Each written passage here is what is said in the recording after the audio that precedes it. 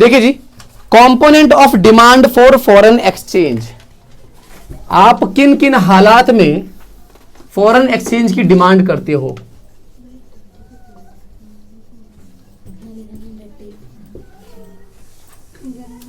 Demand for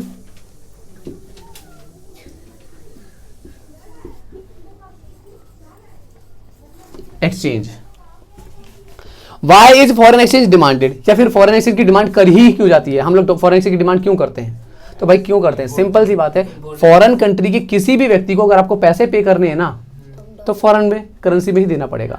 वो dollar हो सकता है या कोई दूसरी करेंसी हो सकती है, किसी भी करेंसी में, पर फॉरेन एक्सचेंज तो है ना।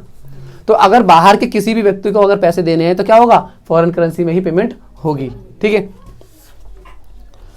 पहला है आपका रीपेमेंट ऑफ इंटरनेशनल लोन, आपने बाहर से लोन लिया हुआ था, उसकी पेमेंट कर रहे हो, तो पेमेंट कर रहे हो तो भाई बाहर का लोन है तो फॉरेन करेंसी में पे करना पड़ेगा, जिस करेंसी में आपने लिया था। ठीक है, उसके बाद कह रहा है investment in rest of the world, अगर फॉरेन कंट्री में कहीं पर भी अगर जाके इन्वेस्टमेंट करना चाहते हो तो वहां की करेंसी में इन्वेस्ट करोगे ना, समझ में आई बात, तो आपके लिए फिर वहां पे वो फॉरेन करेंसी जरूरत पड़ेगी। ठीक है, इसी तरीके से इंपोर्ट, अगर बाहर से कोई भी वस्तु अगर आप मंगाते हो, अपने यहाँ पे इंपोर्ट कराते हो, तो उसकी जो पेमेंट होगी वो किस में होगी, फॉरेन करेंसी में, तो उसके लिए फॉरेन करेंसी रिक्वायर्ड होगा।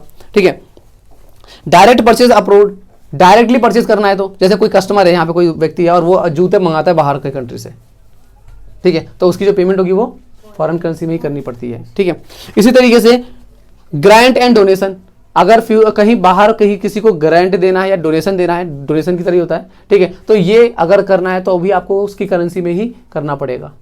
ठीक है, उसके बाद है पेमेंट ऑफ इनकम, कोई व्यक्ति यहाँ पे से पैसे कमा करके लेकर के गया है, वहां पे उसको पेमेंट करनी है, फॉरेन करेंसी में ही पेमेंट करनी पड़ेगी। ठीक है ना।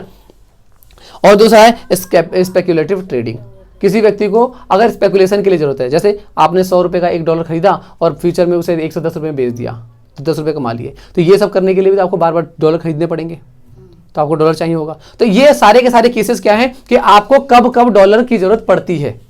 ठीक है, अगला बताने जा रहा हूं कि ये डॉलर आएगा कैसे हमारे पास, सोर्सेज। ठीक है ना, component of the supply of the foreign exchange, या फिर ये कह सकते हो कि सोर्सेज ऑफ फॉरेन एक्सचेंज, किन कंडीशन में कहां से सप्लाई हमारे पास सप्लाई जो वो फॉरेन एक्सचेंज आता है। तो इनका जस्ट अपोजिट कर दो, जो अभी पॉइंट पढ़े थे भाई, अभी जा रहा था ना, तो अब आने के लिए इनका जस्ट अपोजिट हो जाएगा। जैसे कि पहला एक्सपोर्ट करेंगे, माल अगर बेचोगे तो पैसा आएगा, किस में आएगा, डॉलर में आएगा या फॉरेन करेंसी में आएगा। ठीक है ना।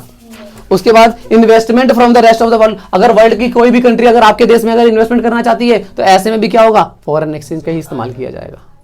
ठीक है ना। उसके बाद है direct purchase by the rest of the world, अगर फॉरेन कंट्री का कोई भी व्यक्ति या कोई भी बंदा अगर यहाँ पे अगर परचेज करता है, यहाँ से कुछ परचेज करता है, तो वो किस में करेगा, फॉरेन एक्सचेंज में ही पेमेंट करेगा। वो हमारे ऊपर डिपेंड करता है हम किस में ले रहे हैं, तो हम फॉरेन एक्सचेंज में ले सकते हैं, है ना। उसके बाद है loan from the rest of the world, अगर हम कहीं भी फॉरेन कंट्री से लोन लेते हैं किसी से, तो वो भी हमें फॉरेन एक्सचेंज में ही लोन मिलता है। ठीक है। Grant and donation from the rest of the world, बाहर की कंट्री से कहीं से ग्रांट या डोनेशन आपके पास आ रहा है तो ये भी फॉरेन एक्सचेंज में आएगा। उसके बाद है इनकम रिसिप्ट, हमारे यहाँ के लोग कहीं बाहर जाकर के पैसे कमा करके लाते हैं तो वो भी फॉरेन एक्सचेंज में ही आता है। ठीक है।